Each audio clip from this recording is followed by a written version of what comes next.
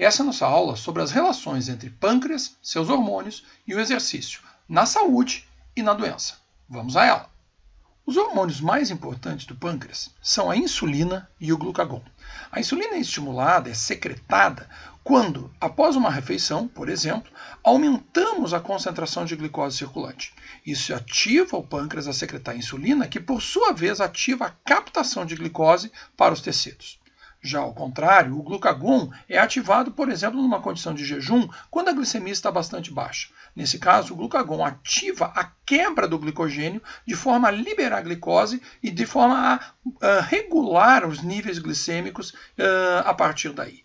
Pois bem, em especial a insulina, foi descrita por Charles Bassett e Frederick Banting na década de 20, no laboratório na Universidade de Toronto. Ora, Charles Bassett e Frederick Banting, trabalhando no laboratório do professor MacLeod, que aqui aparece juntamente com Charles Bassett, descreveram a insulina, descreveram a secreção pancreática de insulina a partir de experimentos em cães. O fato é que, a partir dessa descrição, a partir da capacidade de produção de insulina, se foi possível, então, o tratamento de pacientes diabéticos. Este é o primeiro paciente diabético tratado com insulina em 1922. Em 15 de dezembro, ele pesava 6,8 quilos. Vejam que apenas poucos meses depois, 2 meses depois, já tratado pela insulina extraída de pâncreas, da forma como Bassett, Banting e MacLeod descreveram, já pesava 13,2 quilos. Então, um ganho absurdo, um ganho fantástico de massa e, consequentemente, uma sobrevida muito melhor a partir desse tratamento. O fato é que Frederick Banting e John MacLeod, neste momento, nesta época, já rompidos por uma série de fatos que ocorreram ao longo do processo da descoberta da insulina, receberam o Prêmio Nobel logo a seguir, em 1923, justamente pela descoberta da insulina. Consta que Frederick Banting teria dividido o prêmio com Charles Bassett e John MacLeod dividido com outro pesquisador, Golep, no mesmo período. Bem, o fato é que a insulina foi descrita lá na década de 20. Qual é a função dessa insulina? Pois bem, essa insulina ela é secretada pelo pâncreas, como já dito, interage com o seu receptor de membrana e, ao interagir com o receptor de membrana, ela fosforila o IRS, o substrato do receptor de insulina. Esse substrato de receptor de insulina fosforilado, ele ativa a proteína AKT, uma proteína intracelular, que por sua vez ativa o substrato de 160 kilodaltons dessa mesma proteína e que por sua vez vai ativar a translocação de vesículas que contém uma outra proteína que é o GLUT4. Nesse caso, o transportador de glicose, o glucose transporter, que vai ser exteriorizado, vai ser mesclado então na membrana celular, exteriorizado, e dessa forma passa então a captar a glicose. Ou seja, este é o mecanismo, de uma certa forma simplificado, da ativação da captação de glicose por meio da insulina. Ora, aqui nós podemos ver o GLUT4 basal, numa célula, né? O GLUT total, o GLUT da membrana e aqui a fusão das duas imagens, do GLUT de membrana e GLUT total. Quando se estimula essa célula com insulina, notem o que acontece com o GLUT total e com o GLUT de membrana e aqui a imagem fundida. Ou seja, nós temos um aumento muito intenso dos níveis de GLUT de membrana celular e inclusive os intracelulares a partir da estimulação da insulina. E dessa forma nós temos um aumento muito importante da captação de glicose. Pois bem, como é que funcionam, como é que se responde insulina e glucagon ao exercício em um indivíduo saudável? Notem que ao longo do tempo nós temos um aumento de glucagon, isso é válido tanto para o indivíduo treinado quanto para o indivíduo destreinado. Então notem o aumento de glucagon. Isso é relativamente fácil de entender, já que durante o exercício eu tenho um aumento da captação de glicose e dessa forma o glucagon estimula a quebra do glicogênio, liberando mais e mais glicose para a corrente sanguínea, de forma que eu forneça glicose para a célula muscular que está necessitando. A pergunta, no caso, é por que o indivíduo destreinado aumenta mais o glucagon? Vamos aos próximos slides. Ora, quando olhamos a insulina, o que temos é justamente o contrário.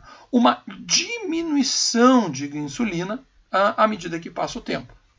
Essa diminuição de insulina é mais evidente de novo no indivíduo destrenado. Assim como o glucagon aumenta mais, a insulina também diminui mais no indivíduo destrenado do que no indivíduo treinado.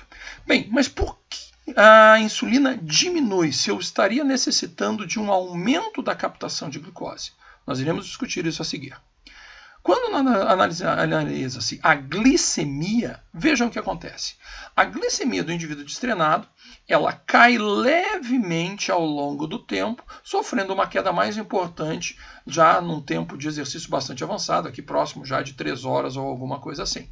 No indivíduo treinado, ela não cai, ela até sofre um leve aumento e se mantém elevada ao longo de todo esse tempo. Ora, por que estas respostas ocorrem? Em especial, porque a insulina cai durante o exercício e porque as diferenças entre treinado e destrenado.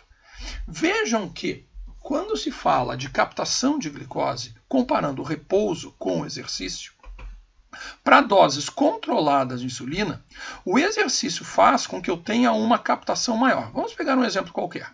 Uma insulina de 40 microunidades por ml, eu tenho uma captação em repouso da ordem de 40%. Com insulina, com o exercício, nós vamos a quase 70%. E assim por diante, em várias concentrações. Em última análise, o que está se mostrando aqui? O que está se mostrando é que, de alguma forma, o exercício aumenta a sensibilidade à insulina. Ora, se o exercício aumenta a sensibilidade sistêmica à insulina, fica fácil de entender o porquê da diminuição da insulina durante o exercício. Com o aumento da sensibilidade, se necessita de menos insulina para se conseguir a mesma captação de glicose. Esta é a razão fundamental da diminuição de insulina durante o exercício. Além disso, por que a insulina diminui menos no indivíduo treinado, o glucagon aumenta menos no indivíduo treinado? Fundamentalmente porque uma das principais adaptações do exercício ou do treinamento é a progressiva diminuição da necessidade de carboidrato. O indivíduo treinado ele passa a utilizar mais gordura. E se ele usa mais gordura, ele passa a necessitar menos de carboidrato e, portanto, ele passa a necessitar de menos regulação do sistema de carboidratos, no caso, a insulina e o glucagon. Essa é a razão fundamental das respostas anteriores. Pois bem, quando se fala de resposta normal de insulina e glucagon, imediatamente surge a questão do diabetes. O que é diabetes, em especial diabetes mellitus? O diabetes, o termo diabetes, vem de sifão, que é um sistema de retirada, de remoção de água. A principal, ou uma das principais características do diabetes é a poliúria, ou seja, o aumento da produção de urina, o aumento da diurese. E por que mellitus? Porque essa urina que é excretada, ela tem alta concentração de glicose. É uma urina doce. Daí, então, o termo diabetes mellitus. Pois bem, o diabetes mellitus ele pode ser dividido em vários tipos, mas os principais são o tipo 1 e o tipo 2. O tipo 1 ele é um diabético insulino-dependente que surge na mais tenra idade, muito jovem, com 1, 2, 3 anos de idade, causado, via de regra, por uma destruição autoimune das células beta-pancreáticas. Já o tipo 2, via de regra, acontece na maturidade, ele ocorre por um quadro de resistência à insulina. Ou seja, o paciente produz insulina, mas essa insulina não consegue exercer o seu efeito. Nós iremos a seguir discutir o mecanismo para isso. Via de regra, essa resistência insulínica está relacionada à obesidade. Apesar de caracteristicamente ou classicamente o diabetes tipo 2 ser descrito como diabetes da maturidade, ultimamente temos tido cada vez mais casos de diabetes tipo 2 na infância. Crianças com 8, 10, 12 anos de idade obesas já apresentam diabetes tipo 2. Isso é um efeito da transição nutricional pela qual passamos, pelas mudanças que a atual vida moderna tem gerado. Pois bem, quando se fala em obesidade, a obesidade mais importante é a obesidade visceral. É essa gordura entre as vísceras. Esse tipo de obesidade visceral, e não tanto a subcutânea, é a que produz mais risco cardiometabólico, é a que tem maior incidência, que tem maior relação com diabetes do tipo 2. Mas bem, o que é que essa obesidade faz? Pois bem, Essa via de sinalização nós já discutimos. O fato é que, quando se tem obesidade, o aumento de ácidos graxos circulantes acaba por ingressar no tecido muscular e esses ácidos graxos acabam aumentando os ácidos graxos de cadeia longa intramusculares, levando a maior nível de ceramidas, maior nível de diacilglicerol, que acabam por inibir o IRS, ou seja, bloquear a fosforilação do IRS e também bloquear a AKT. Ou seja, altos níveis de ácidos graxos intramusculares bloqueiam a sinalização da insulina. Isso quer dizer que, mesmo que o paciente produza insulina, ele não consegue exercer o seu efeito de forma a translocar o GLUT4 e captar glicose. O resultado final é o mesmo, uma hiperglicemia. A origem é completamente diferente. O diabético tipo 1 não produz insulina. O diabético tipo 2 produz insulina, mas essa insulina não consegue exercer o seu efeito. Ora, quais são as complicações do diabetes? Nós poderíamos dizer que a grande complicação do diabetes é uma só, a angiopatia.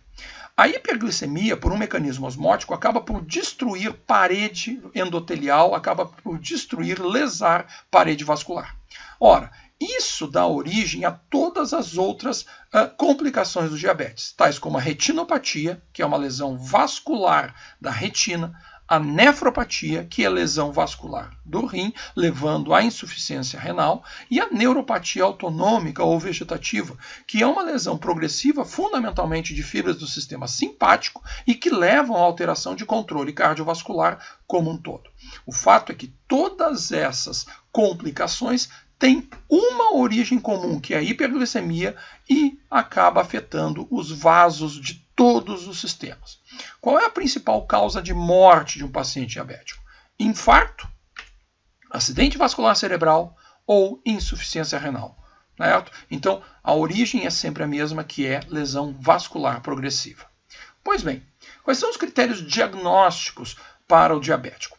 Se classifica como pré-diabético o indivíduo que apresenta uma hemoglobina glicada maior do que 5,7, uma glicemia de jejum de 100 a 125 e uma glicemia durante o teste oral de tolerância à glicose entre 140 e 199 mg por decilitro.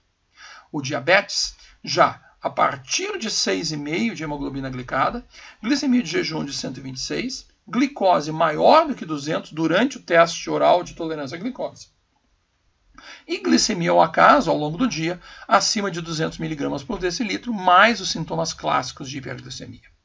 Pois bem, o teste de tolerância oral à glicose é feito após um jejum noturno, se oferece então uma ingestão de 75 gramas de glicose e se acompanha então por coletas sucessivas de sangue e determinação de glicemia durante 2 horas. Notem que o indivíduo normal, ele faz sim um aumento de glicemia, como esperado, mas ele consegue remover essa glicose ao longo do tempo. O indivíduo intolerante, ele vai apresentar um aumento mais expressivo dessa glicemia ao longo do tempo. E, finalmente, o indivíduo com diabetes mellitus, ele já começa no jejum com uma glicemia mais alta, aqui próximo de 150, faz um pico, notem aqui, acima de 250 e permanece com essa glicemia elevada por muito tempo.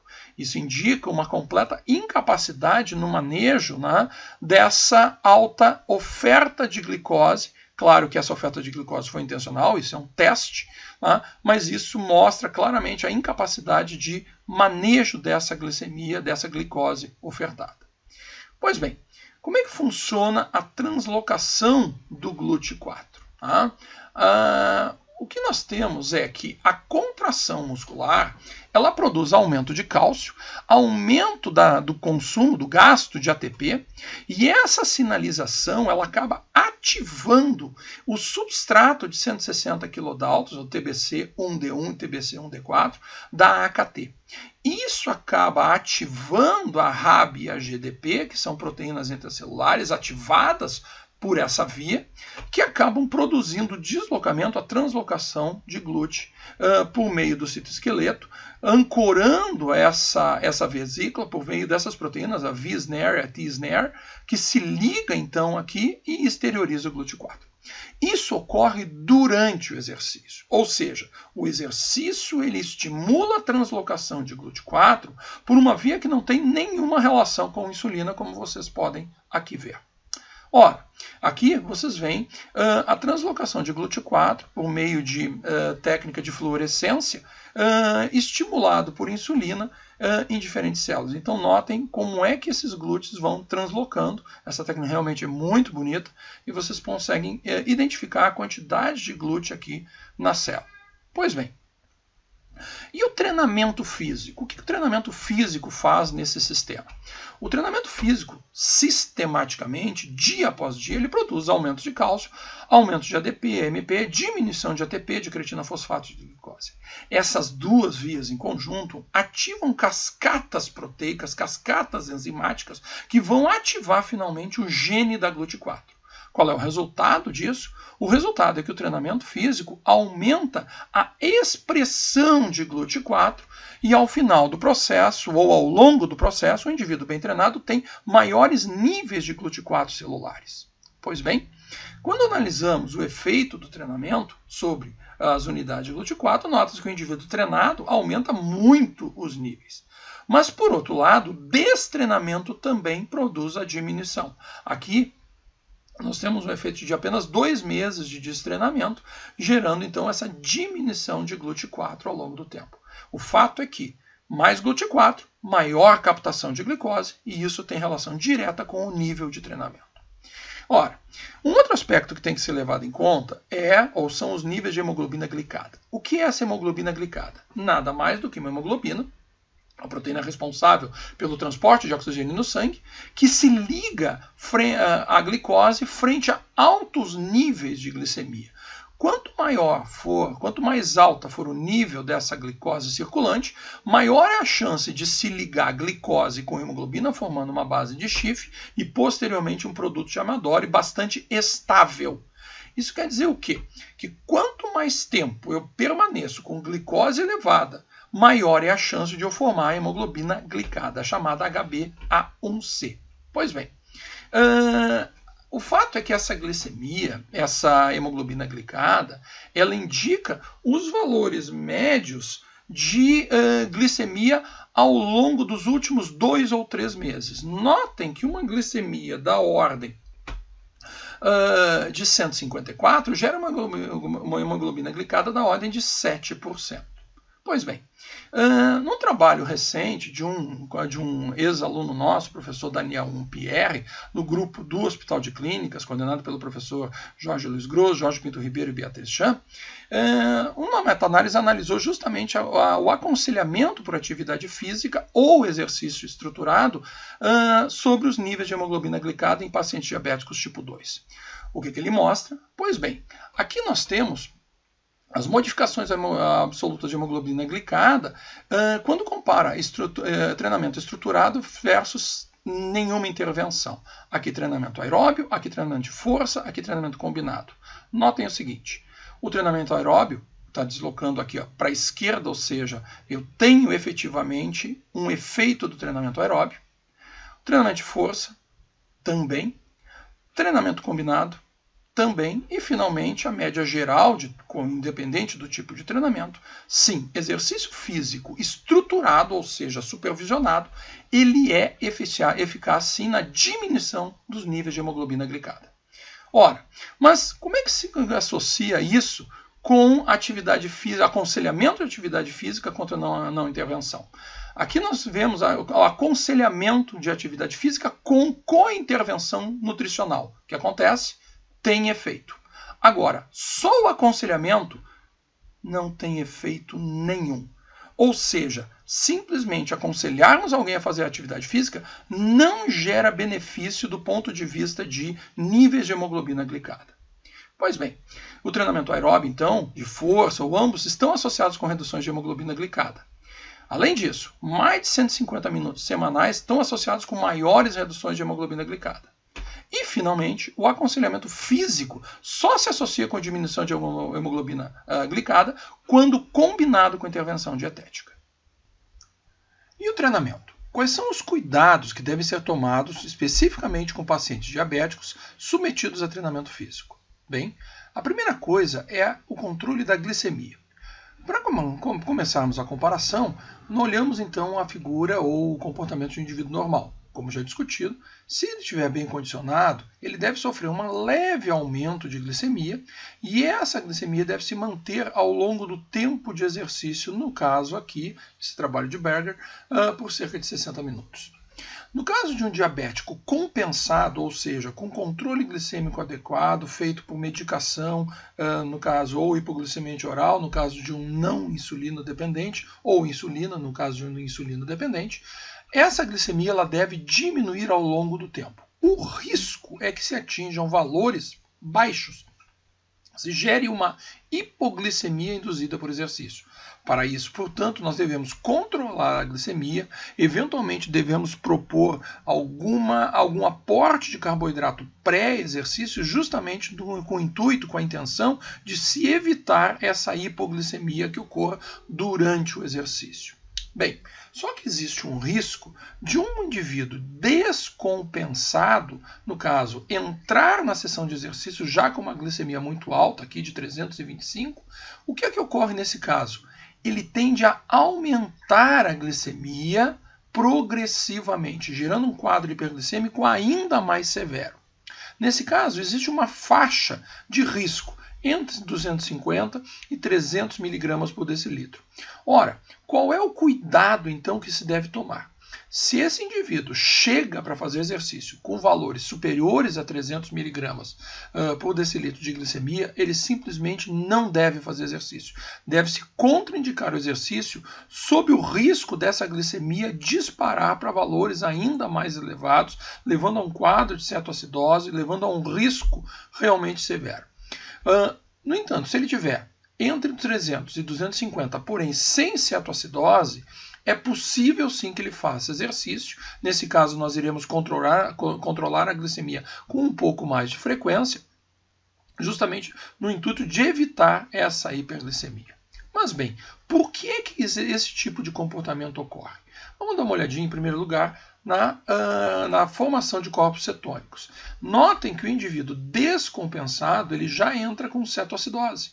E, claro, essa cetoacidose tende a se agravar ao longo do exercício.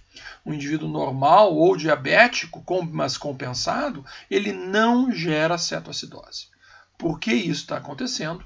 Fundamentalmente porque o fato de um indivíduo estar descompensado faz com que a resposta de glucagon seja bastante exacerbada. Isso é o que faz com que haja uma liberação maior de glicose para a corrente sanguínea, levando àquele fenômeno de hiperglicemia que nós discutimos anteriormente. Um indivíduo normal ou um diabético compensado, eles não têm uma resposta de glucagon tão exacerbada. Além disso, a resposta de GH também é alterada.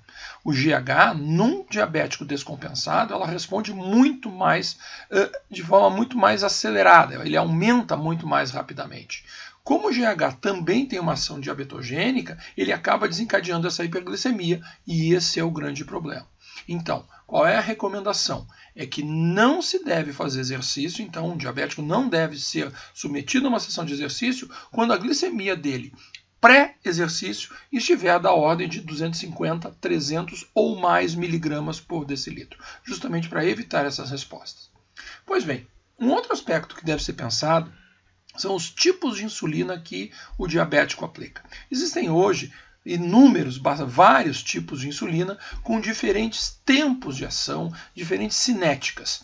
A ultra rápida, Lispro, Asparte, com início antes de 15 minutos, pico de ação na ordem de 1h30, 1 a 3 horas e duração efetiva de 2 até 5 horas.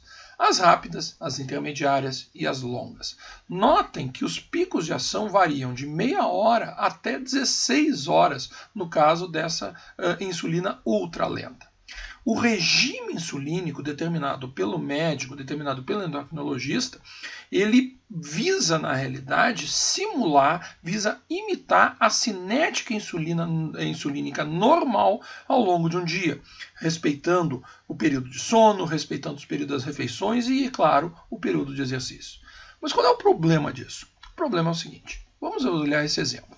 Aqui nós temos dois picos insulínicos de uma insulina do tipo NPH e de uma insulina regular. Vejam que o pico de insulina regular aqui ocorre cerca de 2 horas após a aplicação. Já a NPH, cerca de 6 horas após a aplicação. Qual é o problema ou qual é o risco que nós temos aqui? Vamos imaginar que nós vamos prescrever um exercício exatamente 2 horas após a aplicação dessa insulina regular. Qual é o risco? O risco é que durante o exercício nós temos uma alta atividade, uma alta concentração de insulina circulante.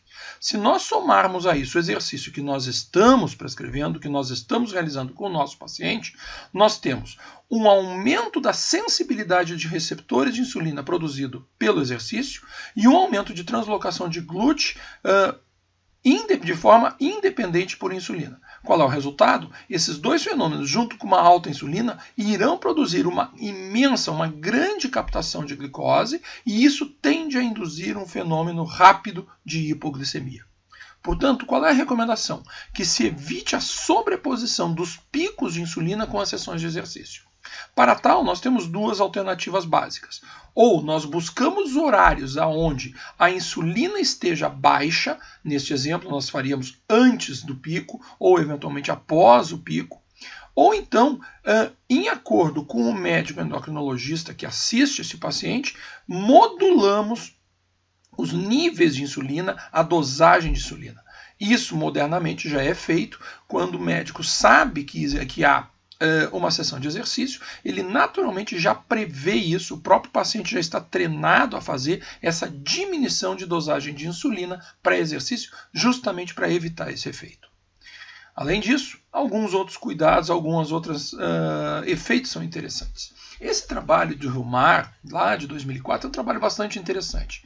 O que ele foi testar? Ele testou 4 condições, na realidade 3 condições de exercício e uma condição controle, com programações bastante diferentes. Notem que nós temos um grupo controle, um grupo que não fazia exercício, aqui as condições de idade dele, etc, etc.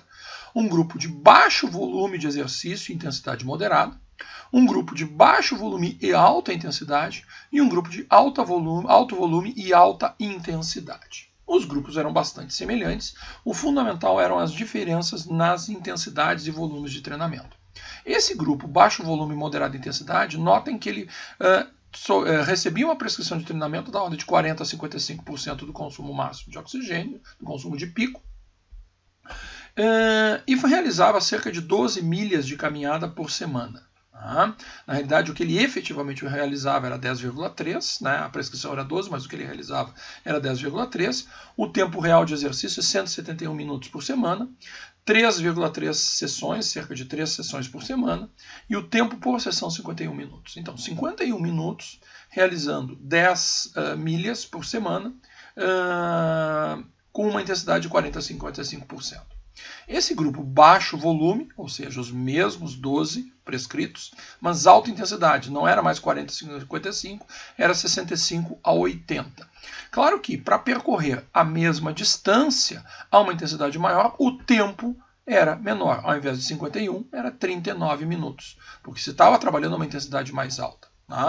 O tempo total por semana, 114 minutos contra 171 minutos nesse caso, e assim por diante. E, finalmente, um terceiro grupo treinava em alto volume e alta intensidade. Os mesmos 65 a 80, só que ao invés de 12 milhas por semana de prescrição, 20 milhas por semana. Claro que, nesse caso, maior intensidade, maior volume, o tempo por sessão médio era da ordem de 47, digamos 48 minutos, com um volume realizado da ordem de 16 milhas por semana, um tempo total de exercício de 167 minutos por semana. Pois bem, quais foram os resultados encontrados para cada um dos 4 grupos? Evidentemente, esse grupo controle não fazia exercício, em termos de sensibilidade à insulina. O grupo controle, como esperado, não mudou, até piorou um pouco, levemente, a sensibilidade à insulina.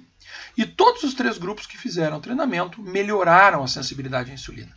No entanto, notem que o grupo que melhorou menos foi o grupo baixo volume e alta intensidade. Os grupos que melhoraram mais, de forma bastante semelhante, era o grupo baixo volume, moderada intensidade e alto volume, alta intensidade. O que chama a atenção é que as prescrições de treinamento desses dois grupos, que tiveram resultados bastante semelhantes, são completamente diferentes. Baixo volume contra alto volume. Moderada intensidade contra alta intensidade. Mas então, de que forma esses dois grupos, esses dois modelos de treinamento obtiveram resultados tão semelhantes? Se nós olharmos, e vamos voltar um minutinho para o slide anterior, qual é o elemento comum da prescrição de treinamento dos dois grupos que conseguiram melhores resultados? O baixo volume e a intensidade moderada, e o alto volume e alta intensidade. A intensidade é completamente diferente, o volume prescrito é completamente diferente, a aderência nós discutiremos a seguir, o volume realizado é muito diferente, o tempo é muito semelhante. Vejam que o tempo de realização total, 170 contra 167, 51 contra 48 minutos, o tempo é muito semelhante. O que isso sugere? Que é extremamente importante se conseguir com o paciente um tempo de exercício bastante bom, um tempo de exercício bastante grande, justamente para que se consigam os resultados de ganho, de melhoria, de sensibilidade da insulina. Ora, mas qual dos dois então seria a opção melhor? Porque já são muito diferentes, baixo volume, moderada intensidade, alto volume e alta intensidade. Eu, pessoalmente, preferiria o baixo volume e moderada intensidade. Por quê? Pelo percentual de aderência, 86% contra 80%. E aqui eu consigo uma aderência do paciente maior do que no alto volume e alta intensidade. Pois bem, então, esses dois grupos são os grupos que conseguiram o melhor resultado. Um outro cuidado que tem que ser tomado é a prescrição de exercício excêntrico. E por quê? Porque o exercício excêntrico ele produz, como já discutido em aulas anteriores, lesão muscular e alteração da integridade das membranas celulares. Isso leva a um processo inflamatório, aumentando o TNF-alfa, aumentando a fosforilação de serina do IRS1, diminuindo a atividade da PI3 quinase e diminuindo, consequentemente, a translocação de GLUT4. O processo inflamatório é que leva a isso, gerando, então, uma resistência aguda à insulina. Ou seja, não se recomenda a utilização de exercício excêntrico justamente no sentido de se evitar esse processo inflamatório e de se evitar, então, uma piora da resistência à insulina. Finalmente, em nosso grupo temos estudado diferentes estratégias de treinamento para pacientes diabéticos. Isso faz parte do trabalho de doutorado do professor Juliano Bofilar Farinha, e uma das proposições, ou um dos modelos que está sendo testado no nosso grupo, é o uso de treinamento intervalado de alta intensidade associado à musculação. O que nós temos notado é que os efeitos desse treinamento têm gerado maiores diminuições do nível de hemoglobina glicada, diminuição da dose diária de insulina, diminuição da hipoglicemia associada ao exercício, que a gente encontra em outros modelos de treinamento, diminuição de marcadores de risco cardiovascular e diminuição da taxa de degradação proteica. Além disso, esse modelo de treinamento também tende a levar a um aumento do consumo máximo de oxigênio, uma melhora de biogênese mitocondrial, aumento de força muscular, melhoria da composição corporal, melhoria da expressão de GLUT4 e melhoria da tolerância à acidose. Portanto, essa proposição ela é decorrente dos resultados dos nossos estudos em nosso grupo. Pois bem, quais são então as mensagens finais dessa aula? Em primeiro lugar, o exercício promove aumento de glucagon e diminuição da insulina em indivíduos euglicêmicos, em indivíduos normais. O exercício promove aumento da captação de glicose por uma via independente da insulina, isso tanto em indivíduos normais, euglicêmicos, quanto em indivíduos hiperglicêmicos. E, finalmente, o exercício diminui a resistência à insulina e é fundamental para o tratamento do diabetes, tanto do tipo 1 quanto do tipo 2. Bem, esta foi a nossa aula sobre pâncreas e exercício. Espero que tenha gostado. Continue seguindo o nosso canal. Até mais!